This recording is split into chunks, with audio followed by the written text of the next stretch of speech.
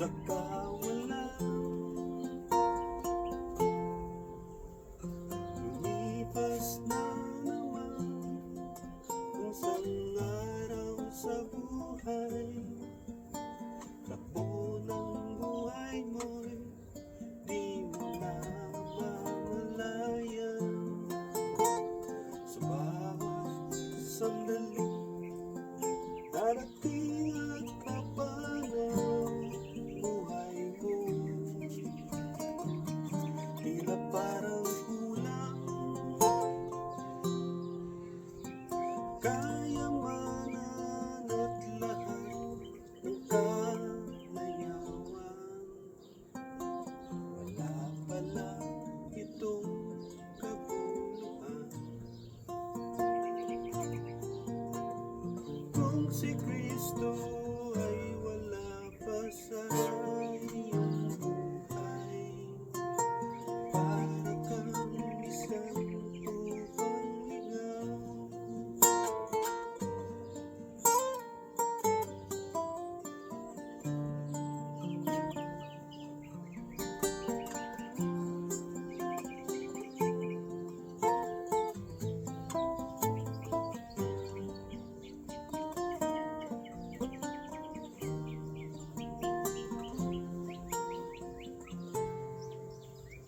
Kayamanan at lahat ng kalayawan.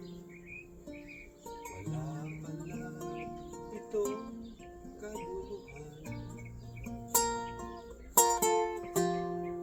Kung si Kristo ay wala pa sa iyong buhay, para kang isang tupang ligaw.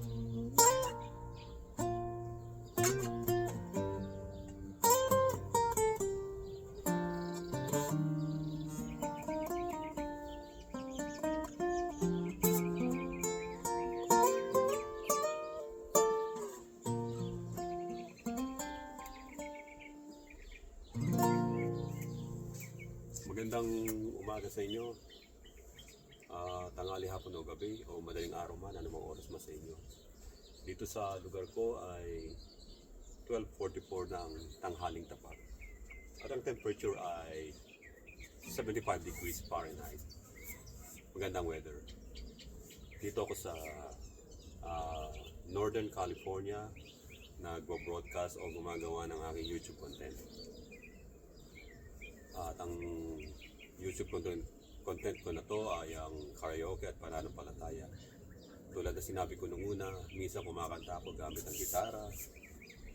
At malimit ay gamit ko ang Christian karaoke songs. Yung mga songs ng hymns, gospel, country, gospel, something like that. Kamusta na kayo? At ang inyong kapatid na ito, si Brother Joe, ay bumabati sa inyo. Kaya nga pala, maraming salamat sa mga nag-subscribe sa YouTube channel ko at sa mga bago pa lang o magsusubscribe sa channel ko ay maraming salamat sa inyo. At bago ang lahat ay inuulit ko, ang YouTube channel ko na to ay hindi for debate, hindi sa debate, o kung meron mang sa inyo na nagpaplano na mambuli ng mga nag-comments o bulihin ako sa YouTube channel ko, mabubura kayo at mababla kayo. Kasi ang intention ko ay hindi manira ng anumang reliyon o pananampalataya ng ibang tao. So kung kayo ay walang magawa o anuman, hindi rito, huwag dito. Kung magko-comment kayo tulad ng mga iba gumagamit lang ng mga emoticons, yung mga emojis, yung ibang mga nag-comment pinagtatawanan, inaalis ko yun. Kaya kung mamarapatin ninyo na kung ayaw nyong makinig sa YouTube program ko na to, ay you can skip it at pumunta kayo sa ibang programa ng ibang mga YouTuber at doon nyo ihasik yung kaguluhan nyo. Pero dito hindi. Pero kung kayo makikinig lang, okay lang. Pero kung magko-comment kayo na yung ini-insulto niyo yung iba, you try to bully others, kung hindi kayo naniniwala sa mga references na ginagamit ko o mga factuals, ay you free to go. Doon na lang kayo sa ano. Kasi unang-una, hindi ko nais na sayangin ang oras ng ibang tao, lalo na yung oras ko. Tulad ko, busy ako. Day off ko lang ngayon, kaya nakakagawa ako ng YouTube content. Akong inyong brother Joe. Ako yung nag-serve dito sa US military at I've been deployed twice sa war in Iraq, 2008, 9, 10. So, but I'm done with my sa service ko. I'm a US war veteran. So, pero ako isang Pilipino pa rin. So, yung mga nasa ibang bansa ring mga Pilipino, lalo na yung mga nagtatrabaho din sa Middle East, marami akong mga nakasalumuha rin mga Pilipino ron sa base namin doon sa Iraq. Hindi ko nasasabihin kung anong base. At saka sa base namin sa Kuwait noon. Marami mga Pilipino rin doon. Mga nagwo-work sa commissaries, mga beautician din sila, yung mga gano'n. Barber shop, yung mga gano'n. At meron pa nagtatrabaho din sa Starbucks sa loob ng base. So, I hope kung isa man kayo sa mga gano'n na napunta ron, maraming salamat sa inyong pagsaserve din sa United States Armed Forces na sa pamamagitan nun ay nakakatulong kayo. Muli, ito ang programa na hindi natin papayagan ng anumang mga pang-insulto o bullying sa ibang mga nagko-comment. At kung kayo man ay magko-comment, kung may tanong kayo sa akin na legitimate question, sasagutin ko naman Sasagutin ko naman, marami naman ako sinasagot na legitimate ang question. Pero kapag ang ginagawa ng iba ay nagda-drop by lang kung ano-anong nilalagay na binubura ko yun. Kasi may notification naman ako.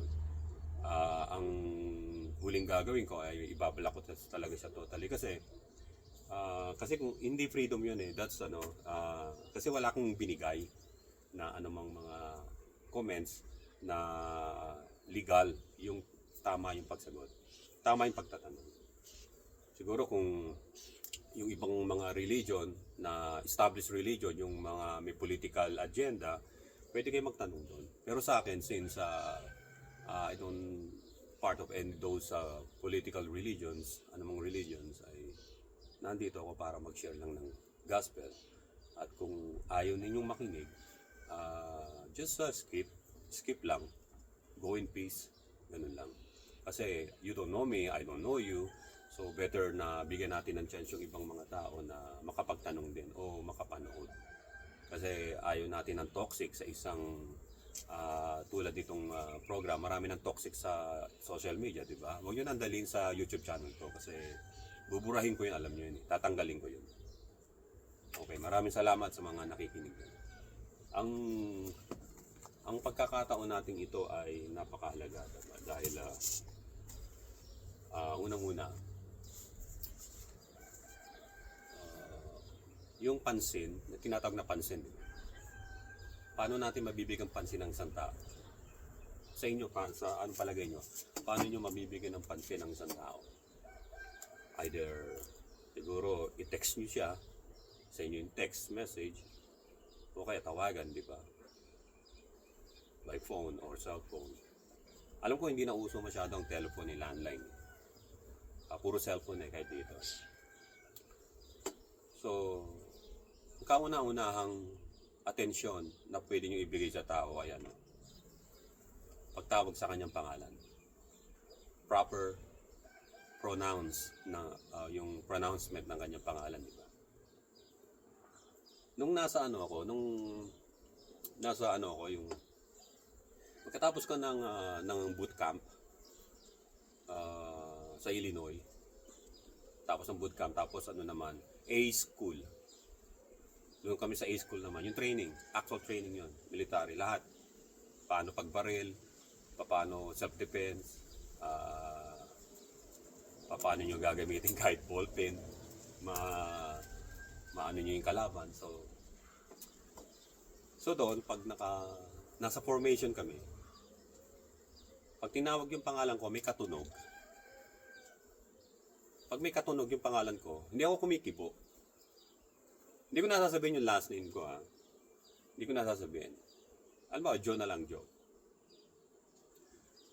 So, pag tinawag yung pangalan ko, alam ko meron pang isang Joe ron. Hindi ako kumikibo.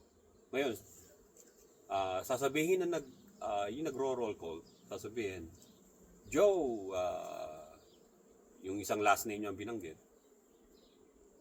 Sabay ako, tataas na ako ng kamay. Na kasi hindi na siya tataas ng kamay yung isang binanggit niya.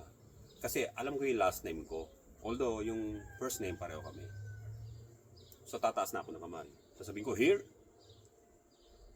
Okay, ayun na yun. Nandun na. So ganun din yun. Kapag may kapareho tayo ng pangalan, di ba pag tinawag, lilingon ka rin, di ba?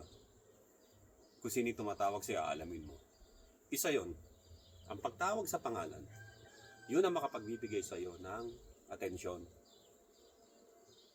Pag tinawag sa pangalan nyo. Pag tinawag kayo sa pangalan nyo mismo, pangalan na ibinigay ng nanay at tatay mo na nasa birth certificate o nasa ID, ay lilingon ka. Pero, halimbawa, isang babae dumadaan, may tumawag na, hey, sexy. Siyempre, hindi lilingon yung babae. Kung hindi naman talaga siya sexy. Unang-una, hindi maganda yun, di ba? Ano yun? Dito, sa Amerika, pag ginano mo yung isang babae, that is, kung hindi mo naman siya kilala, that is harassment. O, like sexual harassment. So, ganun yun, nagbibigay ng atensyon kapag tinawag sa pangalan. Halimbawa, mabibigyan ba tayo ng atensyon ng Diyos kung tumawag tayo sa pangalan? Tunay niyang pangalan. Pag tunay niyang pangalan, oo. Pero pag hindi niya pangalan, hindi natin makukuha ang atensyon ng Diyos. Kasi hindi mo siya tinatawag sa tunay niyang pangalan. Tingnan natin dito sa Exodus chapter 3 verse 1. Bibigyan ko ng pamagat yung itatapik ko na there's something in the name of Jesus. Ayun ang topic lang o topical o title sa topical nating message na ito. Exodus chapter 3 verse 1. Babasahin ko. Now Moses was tending the flock of Jethro, his father-in-law, the priest of Midian, and he led the flock to the far side of the desert and came to Horeb, the mountain of God. There, the angel of the Lord appeared to him in flames of fire from within a bush. Moses saw that though the bush was on fire, it did not burn up. So Moses thought, I will go over and see this strange sight, why the bush does not burn up. When the Lord saw that he had gone over to look, God called to him from within the bush, Moses, Moses. And Moses said, Here I am. So tinawag si Moses ng tinig, Moses, Moses. Sumagot si Moses. Kasi proper name niya yun Moses. Here I am. Pero, hindi pa kilala ng Diyos kasi tumatawag sa kanya.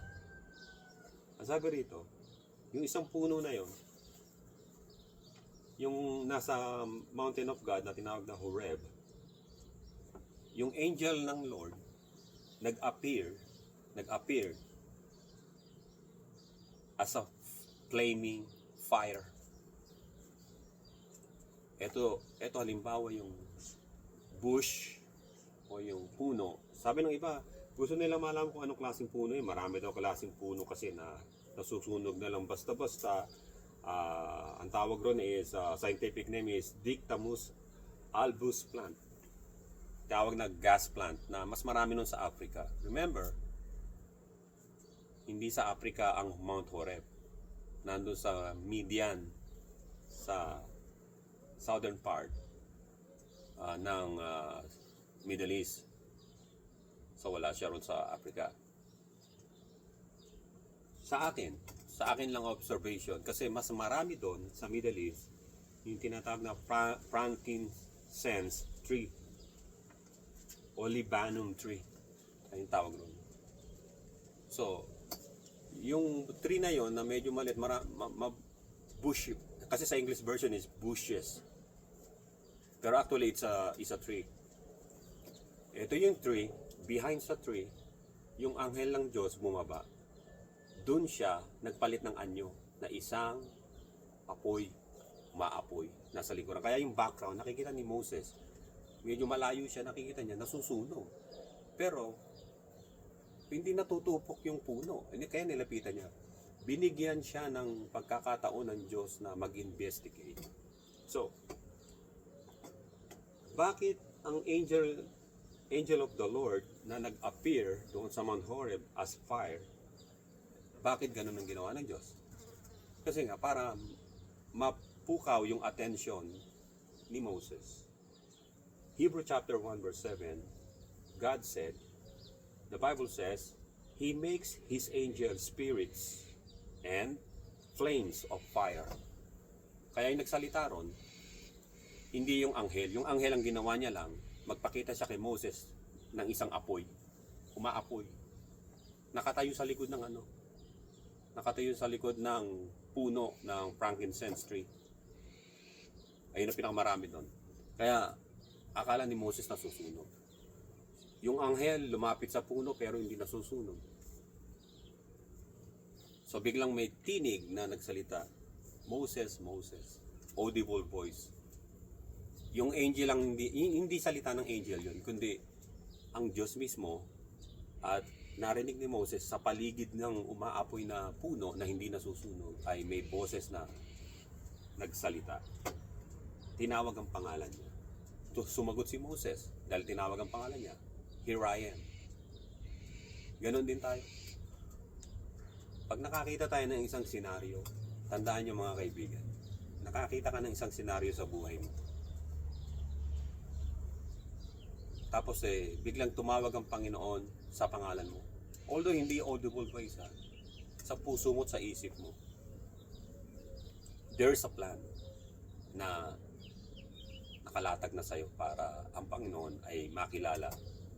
Una, makilala mo ng pamilya mo at ng ibang tao.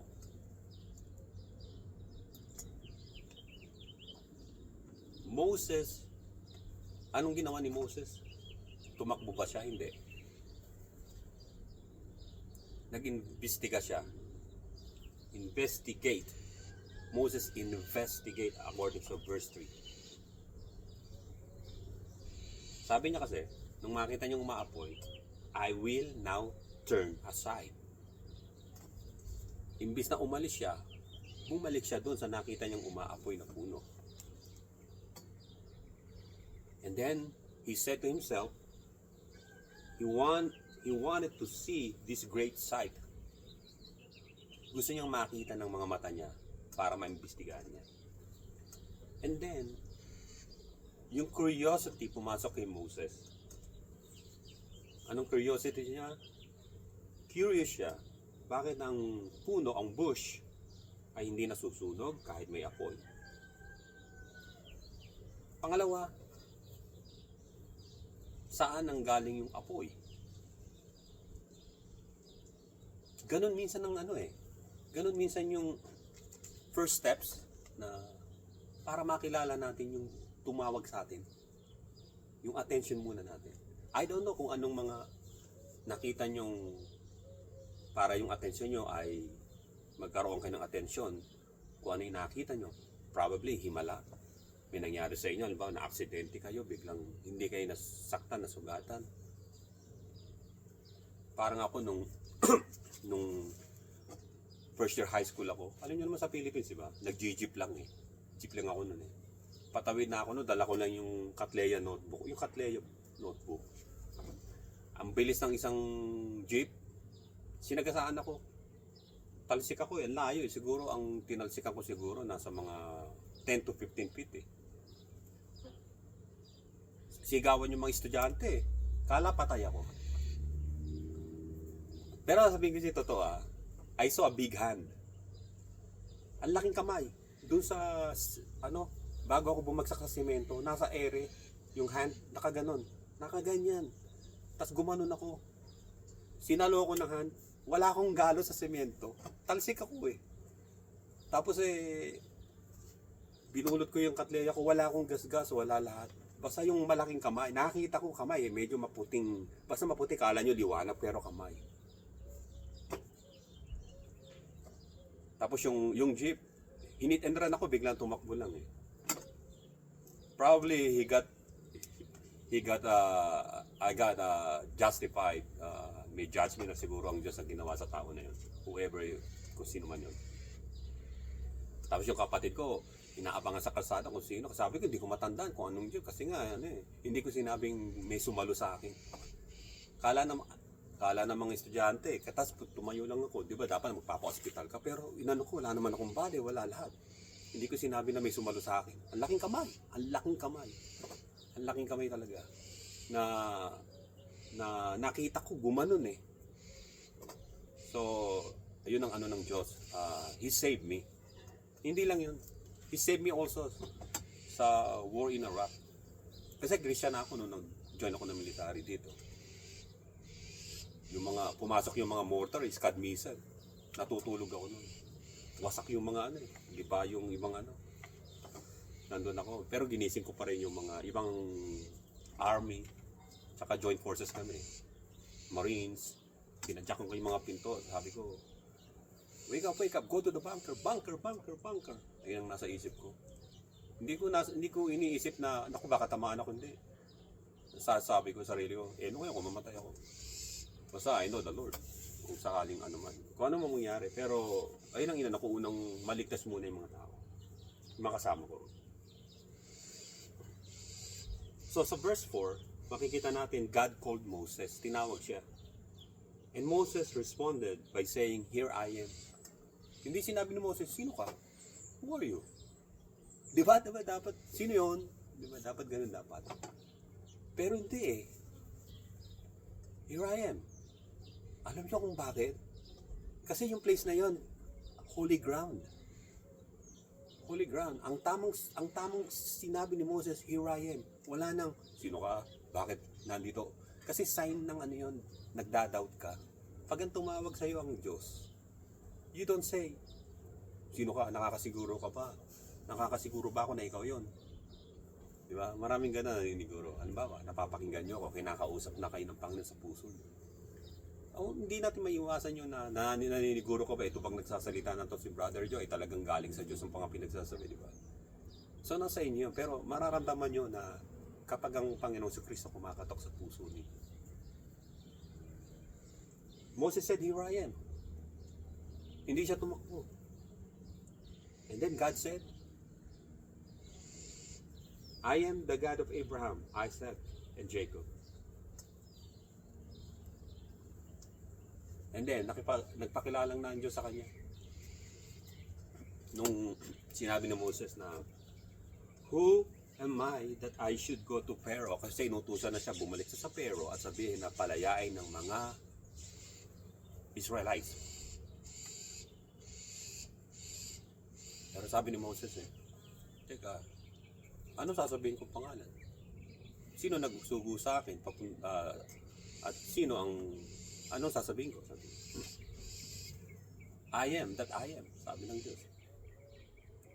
Sa Hebrew, Ehyeh, Asher, Ehyeh. Hindi Yahweh, hindi Lord, kundi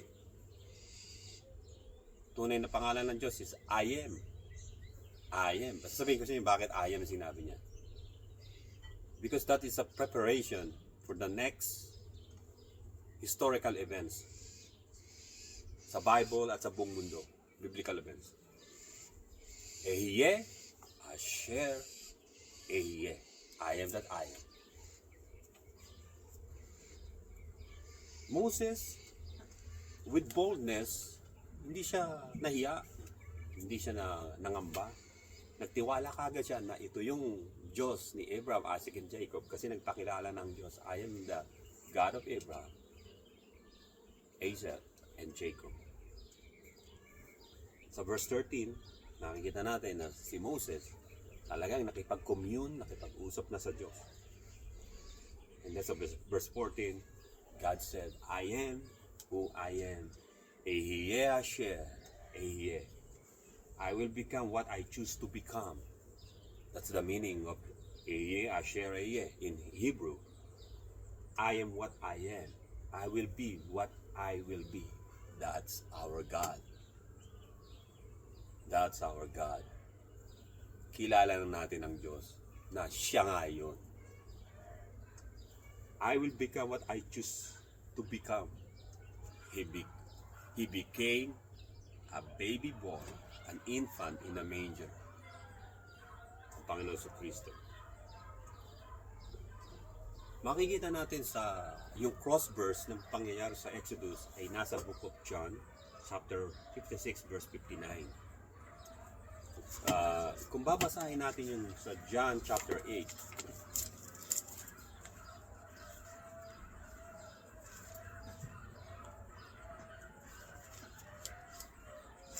okay, so chapter 8, 56 and 59. Jesus said to the Jews, your father Abraham rejoiced at the thought of seeing my day. He saw it and was glad. And then sinabi ng mga Jew, you are not yet 50 years old.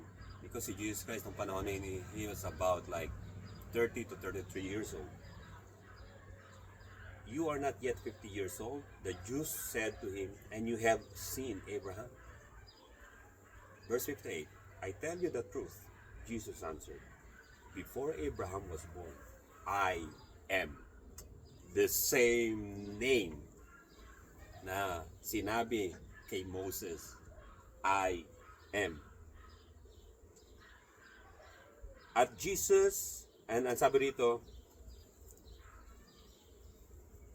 nung marinig ng mga Jews yun, sa verse 59, at this, yung salitang I am, the Jewish people, the Jews that time, understood, alam na nila, na yung I am, Ehyeh, that's the name of God, Ehyeh, Asher Ehyeh, ay sinabi ng Panginoon, na I am. Jesus Christ was talking, kasi ang language ng Panginoon, tandaan niyo, Aramaic and Hebrew. Nagsasalita siya ng Aramaic. That's the ancient language ni Terah at ni Abraham. Later on, Hebrew words has been developed when they were in Egypt. Ayun yun. Ayun ang ibig sabihin nun. So, verse 59. At this they pick up stones to stone him, but Jesus hid himself, slipping away from the temple grounds.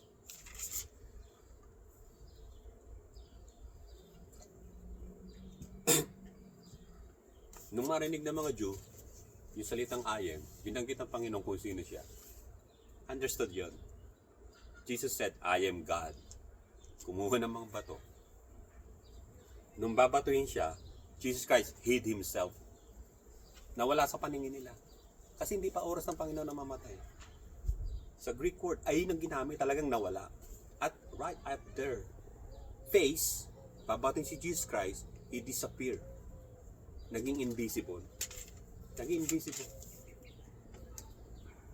Kasi hindi pa oras ng Panginoon na mamatay. Naging invisible siya. Ayun talagang nangyari doon. Babatuhin siya, biglang nag-invisible. And then, invisible na siya, dumaan siya sa harapan ng mga babato sa kanya hanggang sa nakalabas sa templo ng Panginoon.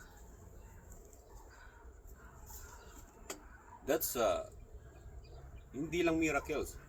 Jesus Christ showed them na who's the boss. Si Jesus Christ ang pinanggit ni Moses na I am nung humarap sa Pharaoh. And the same Jesus Christ na babatuhin ng mga Jews dahil sinabi ng Panginoon na I am. That's the name of God, I am. Hindi nagpakilala ang Diyos sa ibang pangalan. Kundi sinabi kay Moses, I am. Ehyeh, Asher, Ehyeh.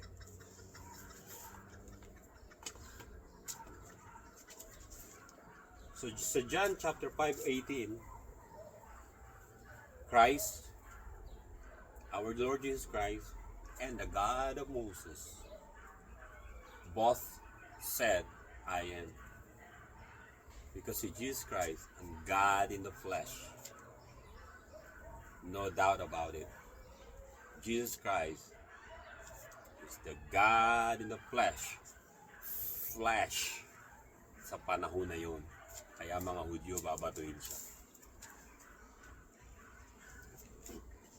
Bakit mahalaga ang pagtawag natin sa Diyos sa tunay niyang pangalan? Alam natin si Jesus Christ. Pangalan niya is Yeshua. Meaning, just like Savior or Joshua, I mean. Pero sa Isaiah chapter 9 verse 6, He will be called Emmanuel, meaning God is with us. Ayun ba, pwede rin pangalan? Ang sinabi doon, yung pangalan niya na yun ay ang meaning ng Emmanuel, God is with us. Pero ang pangalan talaga ni Jesus Christ ay Yeshua. Jesus in English. In Greek word is Jesus. In Latin, Jesus, Jesus. So, kapag ang Jesus na nakilala natin ay Jesus na mula sa langit, only begotten Son of the Father, and then bumaba, He ascended from heaven to earth as a baby, as a little baby, and then lumaki, pinalaki ni Mary, na tinatawag na ibang mga tao na Mama Mary, whatever you call, or Mother Mary. As much as possible, tinatawag ko si Mary na Virgin Mary dahil isang dalaga ang mga anak at ipapanganak siya. So, I wanna make sure na Mary pinapanggit ko ay the biblical Mary. No offense sa iba. No offense. So, kailan nauso yung mga false gods? Yung mga maling paniniwala sa Diyos? Bibigyan ko kayo ng isang clue. Bago ko daling ko kayo sa historical events na pangyayari. Noong World War II, nakarating yung US forces sa Papua New Guinea. Alin yung between Indonesia and then yung sa dulo noon, yung mga islands doon, di ba? Tapos Australia. First time lang sila makakita ng eroplano na lumanding. Nagtaguan yung mga tribesmen, yung mga tribo, yung mga mga aboriginals doon sa lugar na yun. Yung kulay nila may itim, parang taga-Africa, pero hindi sila tulad ng mga taga-Africa na sila ay doon na pinanganak o native sila doon sa Papua New Guinea. Ang ginawa nila, first time na makakita ng eroplano bumaba eh. Ngayon, gumawa sila ng eroplano na mula sa sanga ng kahoy. Inulmahan nila, nilagyan ng yung mga dahon ng nyog. Looks like eagle. Parang eagle. Ang paniniwala nila, God yung bumaba, Diyos. Kaya nung makita ng mga ng lumanding na yung mga US forces doon, laban sa mga Japanese, di ba? Nakita nila na yung ginawa ng mga nakita nila sa air yung ginawa. So first time nila makakita, akala ng mga tribal men, yung mga tao ron, tribes ng Papua New Guinea, ay Diyos ang bumaba. Powerful. Di nila alam na military plane ng US Navy yun. So, ganun din sa panahon noon. Natandaan nyo nung after ng Noah's flood. Sa susunod, itatopic ko thoroughly about Noah's flood. Nasa na yung mga tubig na yun at ano na ang nangyari. The real score sa Noah's flood. But after ng Noah's flood, nagsipasimulan dumami ang mga tao. ang naging concentration ng kanilang populasyon ay ang Crescent Land. Ang Crescent Land ay matabang lupa yan. Tulad yan ng part ng yung Canaan ngayon, Israel, di ba? Pagkatapos sa Caspian Sea, yung malapit doon, tapos sa Turkey, west part ng Turkey, Asia Minor ang tawag doon. Pagkatapos Babylon, Assyrian, tapos Phoenician, Syria, tapos yun hindi pa masyado sa Saudi Arabia kasi it was a desert. Yung part lang na yun. Pati yung Iran, sama nyo ng Iran, yung half part ng Iran. Ayun ang Crescent Land ng panahon na yun. Merong isang leader na nanguna. Tinatawag nila na Nimrod. Tinayo yung Tower of Babel. May ibang pag-aaral pa tayo ron about doon. Tinayo yung Tower of Babel. Bakit tower? Hindi naman pyramid ang tinayo niya muna. Hindi. As a tower. Spiral tower yun talaga yun. Kasi mas madaling gawin yun. Naglagay sila ng mga rocks, mga bato paikot. Tinawag si Nimrod sa Bible na great hunter, di ba? Pero meaning nyo, ang alam nyo kung anong meaning nun. Para pag nasa tuktok sila ng tower, para yung baha, ayaw na nila na malunod sila ng baha, di ba? Dahil may gagawin sila eh. Kung sakali magpadala man ng baha ang Diyos, at least nasa tuktok sila. Ano yung gagawin nila nun? Is astral meditation.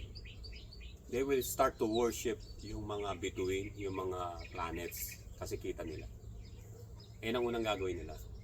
Pagkatapos, they gonna put prostitutes up there. Yung mga prostitutes, mga babae. And then, bago pa mangyari yon, and then, bago pa makaikot sa last top ng spiral, na kung tawag spiral tower or whatever pyramid, God confused the language. At natigil na nila yung paggagawa. Totoo yun na ang Diyos kinonfuse niya yung language. Hindi yung nag-evolve na invento ng mga tao sa mga, no, may dala ng mga language sila. Ngayon, in the process of time, yung mga tao nakaka-develop ng language nila. Pero yung original language na yon, yung Akkadian language na yon, we don't know what it was, pero isa yun sa mga language na from Adam, na mana kay Adam. And yung mga language yun, hindi na alam ng mga tao kung sino na ang may dala-dala ng original language na yun. Some people believe probably that's the Aramaic language, or probably that was like the language ng mga, you know, yung mga Slavic people, yung mga ganon. So we don't know. Pero yung mga tao kumalat, yung mga lahi ni Shem kumalat dun sa Middle East at naglakad papunta ng dulong silangan, yung mga islands of the sea, kasama yung Philippines, saka yung iba pang Southeast Asian countries. So may ibang pag-aaral pa ron. Merong ibang topic nun. Pero ang so merong pagkakilala ang mga tao noon sa tunay na Diyos.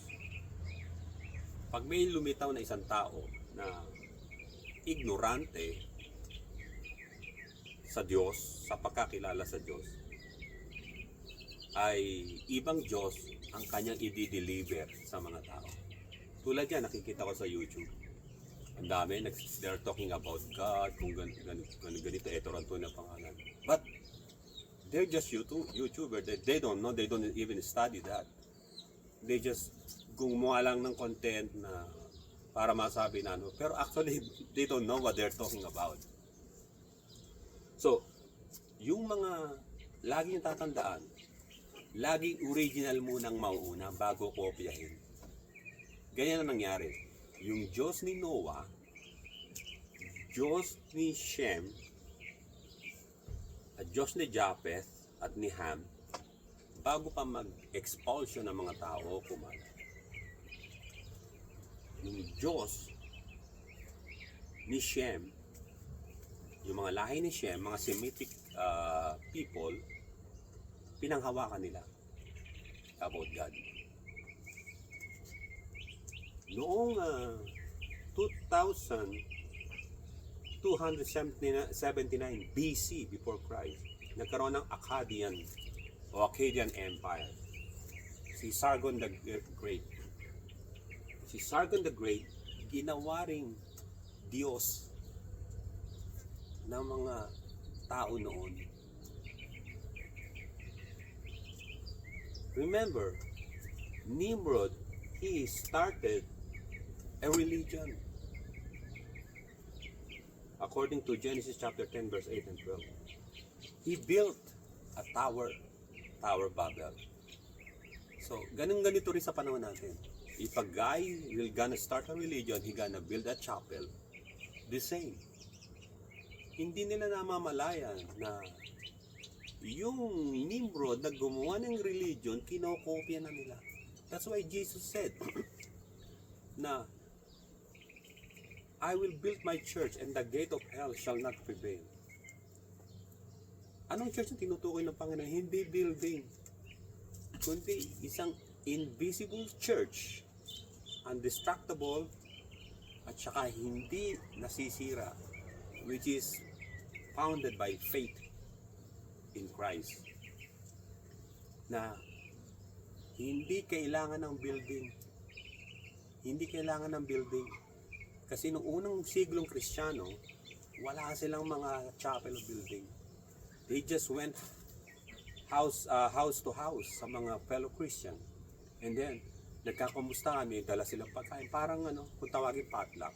And then, nag-share ng gospel, kumakanta. And then, yung isa naman, ganun din, pupunta sa isang mananampalataya. Doon sila nakikita-kita, wala silang tinatayong church. They don't have churches. Recently lang yan, nung maupo si Queen Helena ng Roman Empire. Yung anak niya, di ba? Hiningihan niya ng tulong yung mga tao. Hiningihan niya ng tulong yung mga Christian. Kunyari nakakita siya ng vision sa sun na mayroon daw cross. But it wasn't really happen. You just want to rally the people. Kasi mga Christian nandun. In hoc, sabi, signo vinces, through this sign, conquer.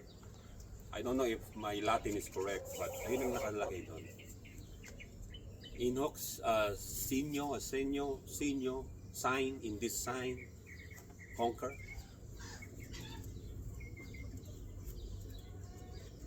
So alam niyo kung sino yun. Diba? Sinabi rin ni Josephus yung story. So nagsimula na mag-build ng mga churches. Nagsimula na. Ngayon, ang mga churches din, makikita nyo, nagiging empty na ngayon. Abandoned, empty. Parang mayroong mga multo. Kahit yung mga big churches dito sa Amerika.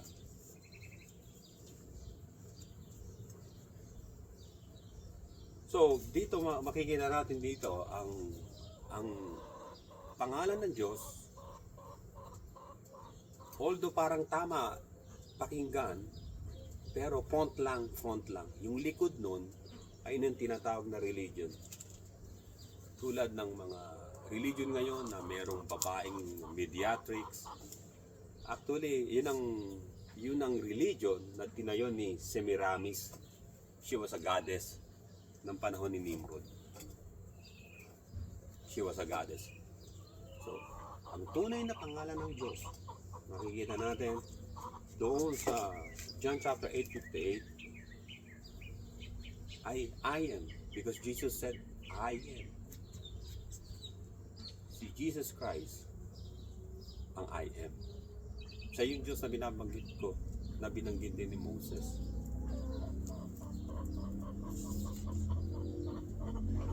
Makikita natin na si Jesus Christ, yung tulad ng sinabi ko kanina, yung sabihin ng mga Jews na wala ka pang 50 years old o 57 years old, nakita mo na ang Diyos. Nakita mo na rin si Abraham. Before Abraham was born, I am God. I am God. That's the meaning of it. Kaya kumuha sila ng bato, babatuin at tulad ng sinabi ko na nawala siya sa paningin ng mga tao ang Panginoon sa Kristo, naging invisible kasi hindi niya pa oras na napatayin siya according din sa Luke chapter 4 verse 30. Yan chapter 7 verse 30, because his hour has not yet come. There's something sa name ni Jesus Christ. There's something dun sa name ng Panginoon sa Kristo. Naalala niyo yung sa Book of Acts na sinabi ng mga alagad na sinabi ni Peter doon sa naglilimos na pilay, crippled from birth, nangihingi ng pera eh. Sabi ni Peter, silver or gold I have none, but in the name of Jesus, walk, nakalakad.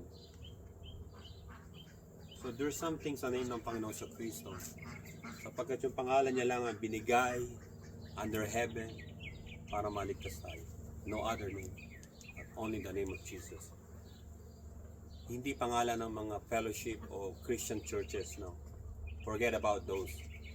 Dahil kapag nagkaroon kayo ng pagsubok, problema, those churches na mga naka-registered sa kung saan government o government entity na yan, they won't gonna help you. The only person can help you sa mga suliranan natin ay ang Panginoon na nasa kalangitan, na nagmamasid sa'yo. And someday, He gonna call your name. And then you have to say, yes Lord, I'm here, Lord. Sinabi na ng Panginoon yung pangalan na I am, kaya sinabi niya, I am the light of the world. I am the door. Maraming words about I am ang binanggit ng Panginoon na napakarami sa Bible, especially sa New Testament. Napakarami. If you start reading it, makikita niyo sinabi niya, I am. I am. Sapagkat yung I am na nasa Old Testament, I see Jesus Christ na nasa New Testament. I see Jesus Christ na the same Jesus Christ from yesterday, today, and forever. He will stay as the great I am. There's only name na dapat yung malaman. Iyan ang pangalan ng Panginoong Jesucristo na tanging kaligtasan natin. Walang ibang makapagliligtas sa kaluluwa nyo. Hindi ang pangalan ng ibang false god. Hindi pangalan ng kung sino man. Hindi pangalan ni Buddha. Hindi pangalan ni Allah o ni Muhammad. Hindi pangalan ng kung sino mga saints. Ang makapagliligtas sa inyo ay ang Panginoon sa Kristo at sa pangalan niya. Kung kayo mananampalatay, mananalig sa Yesu Kristo na yon, ang pangalan ang binigay lamang sa mga tao sa buong silong ng langit at sa ikaliligtas ay ang pangalan ni Jesus Christ. Handa ba kayo lumapit sa Panginoon na ano man ang mangyari sa mundo, may tatawagan kayo na pangalan. Meron nga nagsabi, sa panahon daw nalulubog yung barko. Sabi ng ibang mga tao, ano pipiliin mo? Anong pipiliin mo? Yung wooden cross na lumulutang o yung Bible mo? Pag tumalong ka na, pinili ng isa, yung cross kasi lulutang ako. Walang pumipili sa Bible kasi lulubog daw. Hindi pwede. Kasi yung Bible, Word of God, right? Sinagot ng isa. Alam nyo, nasa middle tayo ng ocean. Kung gusto nyo maligtas kayo ng cross na yan, ng cross, mamamatay rin kayo. Pipiliin ko ang Bible kasi lahat naman tayo mamamatay sa gitna ng dagat eh. Pipiliin ko ang Bible, simbolo ng God's Word. Eh sabi ng iba, yung cross din naman simbolo ng kanyang pagliligtas sa atin. Pero sabi ng isa, no? Bago lumubog ang barko na to, I'm gonna read the Bible for me at manalangin. At sabi ng dalawang sumagot, can you worship God in front of that cross? Sabi nila, hindi.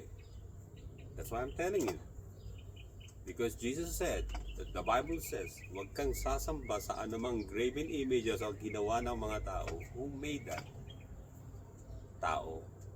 Sabi ng isa, paano yung Bible? I don't care kung ginawa ng tao, imprenta yan. Basta binabasa ko lang ang mga pangako ng Diyos dito. Tandaan nyo, sabi ng tatlo. Sabi ng isa sa tatlo, lahat tayo mamamatay sa dagat kasi tayo lang ang lulubog. Nakapag-isip sila, o nga no. Itong cross, simbolo ng kanyang pagtubo sa atin. Yung Bible ay naririto ang mga pangako ng Diyos na pag nawala tayo sa mundo, ay sa langit tayo pupunta. Ang ibig sabihin ng kwento na yon ay kahit anong religion mo, kahit anong branches of Christianity ka, it's not the point kung ano ang mga religious symbol na ginagamit mo. Ang point dyan, there is power in the name of Jesus Christ sa panahon ng kagipitan. And then you will realize that religion does not the one na magliligtas sa'yo. It won't help you pag umarap ka sa Panginoon. Ang titignan sa'yo ng Panginoon, do you have you been purchased by the blood of Jesus Christ? Have you believed in Jesus Christ, our Lord and Savior? His name? Do you believe in His name? Yun ang napakahalaga. Saglit tayo manalangin, mga kapatid. At unawain natin ang plano ng Diyos sa atin, saan man tayo pumaroon.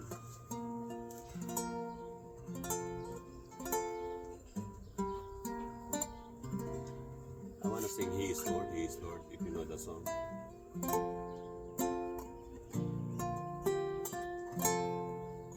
Yes, He is Lord.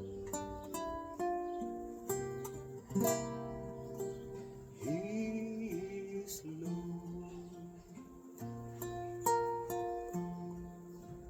He has risen from the dead and He is Lord. Every knee shall bow.